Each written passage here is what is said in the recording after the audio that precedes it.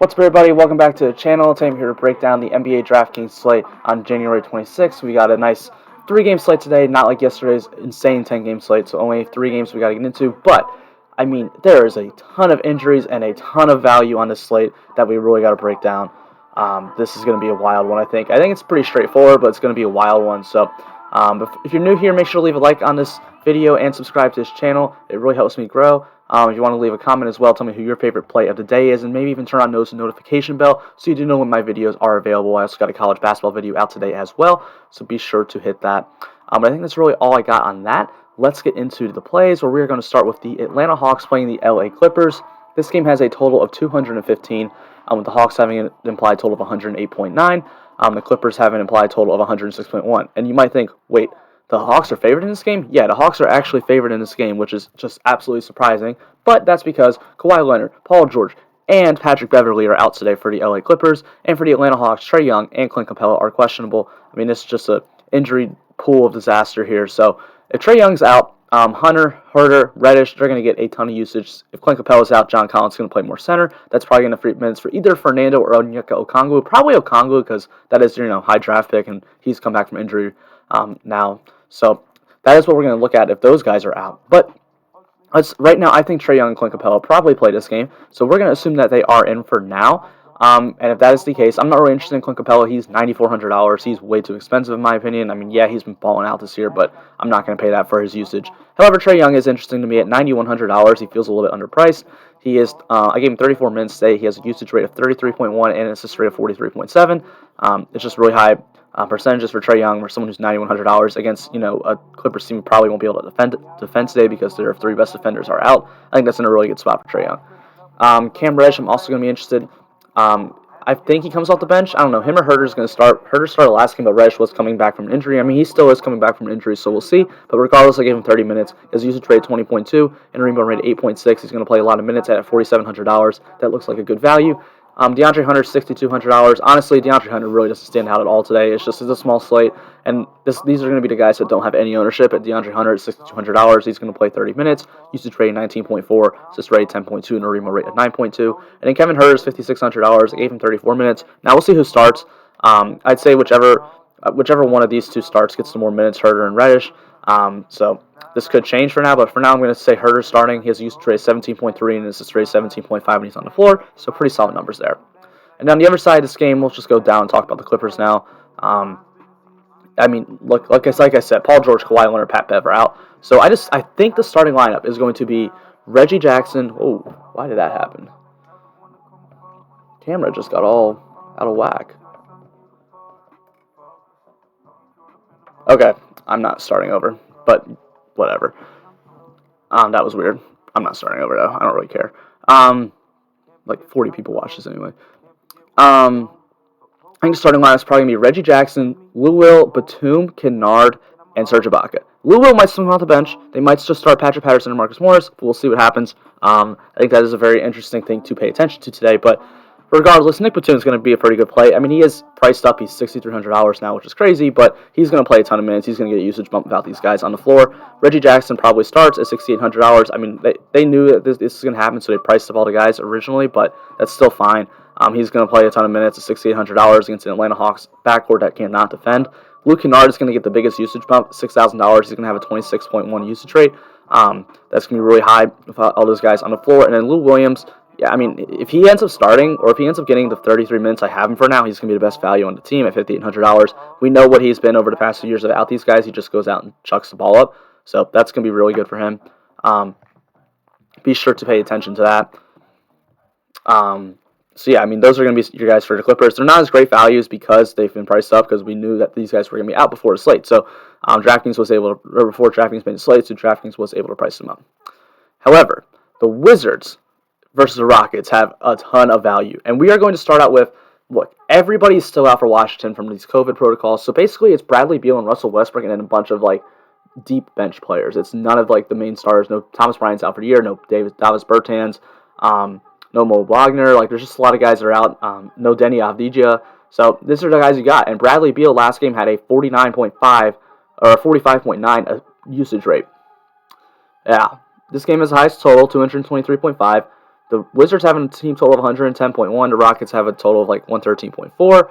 This is the fastest paced game today, too, at 106.9. And Bradley Beal's going to have an insane usage rate. I mean, I just want to plug and play him. He's my favorite pay-up player 100% today on the slate. I don't even think there's any question for me about that. I want to pay for Bradley Beal today for sure. And then Russell Westbrook is going to, you have to monitor him today because he was on a minutes limit of 25 minutes last game. If he's still on that minutes limit, I'm not going to be interested at all. But if he does get it lifted, I don't think a lot of people are going to notice that and they're not going to play him. At $9,600, he's going to have a massive usage rate, I would assume, as well. And he'll get in the upper 30s of minutes in a fast-paced game. And then the three guys I'm interested for value on the Wizards are going to be Isaac Bonga, which it's gross. Like, he has a usage rate of 8.9 and assist rate of 6.8. But he's going to play 33 minutes and he's $4,100. And on a three-game slate, you have to find that kind of stuff. Garrison Matthews played 35 minutes off the bench last game. I gave him 35 again. He's $4,200. His usage rate is 16.6 and assist rate is 6.7. Now, Raul Neto did not play last game, and he's questionable today. If Raul Neto does play, I would assume that probably takes away some minutes from Garrison Matthews, so be sure to pay attention for that. But honestly, even if Garrison Matthews only gets like 25, like I think he's still going to play at $4,200 regardless. I'm just not. I mean, he's like probably. I think he's my second best value on the slate right now. And if Neto plays, like top 10, like he's still going to be a really good value, so I wouldn't hate that at all, and it'll probably lower his ownership too. Jerome Robinson's $4,000. He got 35 minutes last game as well. Usage rate of only 14.7 and assist rate 12.2, but like again, he's going to play a ton of minutes against a bad defensive, fast-paced team. You just got to go for these guys on the slate. And on the Rockets side, DeMarcus Cousins is my best value on the slate. I mean, yeah, $6,000. He's not $4,000 like he was last week, but like, gosh, he's still too cheap. I mean, he's got a 1.3 point per minute. He has a usage rate of 27.3, an assist rate of 22.9, and a rebound rate of 23.6. You got the fastest paced team.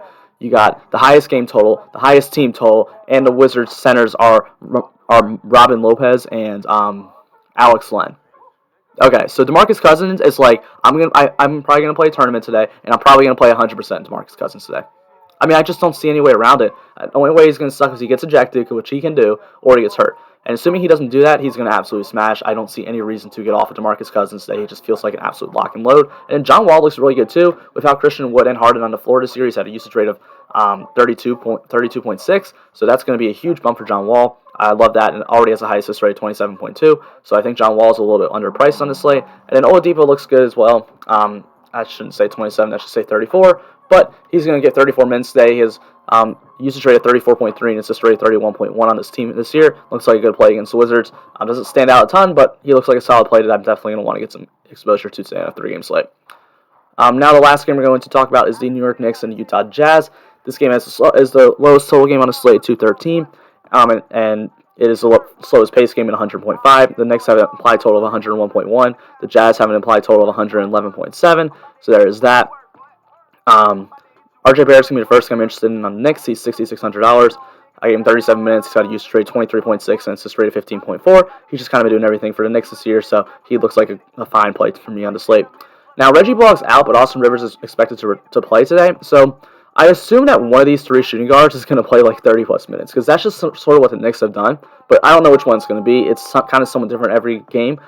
I would assume it'd be Rivers, but quickly sometimes plays it, and Burks has done it since he's been back. So I would never play any of these three in the same lineup, but all three of them are interesting to me, and I think I have them all projected around the same amount of minutes. I think I quickly 23, the other two 24, but one of them probably ends up getting 30 plus, and they're going to be a pretty good value on a small slate. So that's something I would look for. If I'm playing tournaments, I'm going to want some exposure to these guys, but I just don't want to play any of them in the line together.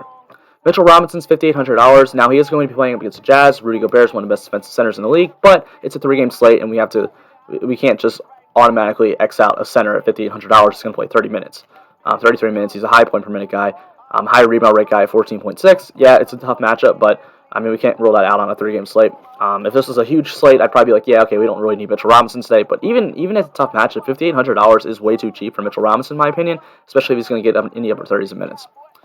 And then on the Jazz side, Mike Conley is $6,500. This is kind of a play similar to the DeAndre Hunter one I said. Like, Mike Conley is not going to get ownership today because of all the value. It's going to be a big stars and scrubs day, I'd assume.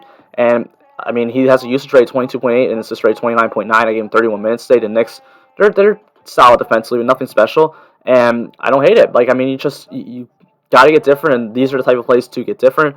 Donovan Mitchell will probably be highly owned against the Knicks here, 38 minutes. He has a usage rate of 31.5. And assist rate 25.1, that's going to look really good. So he looks great. And then Rudy Gobert going up against Mitchell Robinson is honestly a really good spot for him. Mitchell Robinson, not really a great defensive center, $7,200. I gave him 33 minutes. He has a nice rebound rate of 23.6, and he even has a usage rate of 16.7. So he looks solid. So yeah, that's a pretty short little slate. Look, I love Bradley Beal today. He's probably my favorite overall pay-up spot. If Raul Neto doesn't play, Garrison Matthews looks like great value. DeMarcus Cousins is kind of a lock and play. I love John Wall. So those are really my go-to plays for today. Thank you guys so much for checking this out. Make sure to leave a like on this video and subscribe to this channel. Turn on the notification bell, leave a comment. All that stuff really helps me out. And have a great rest of your day, and let's make some money tonight. And check out my college basketball video.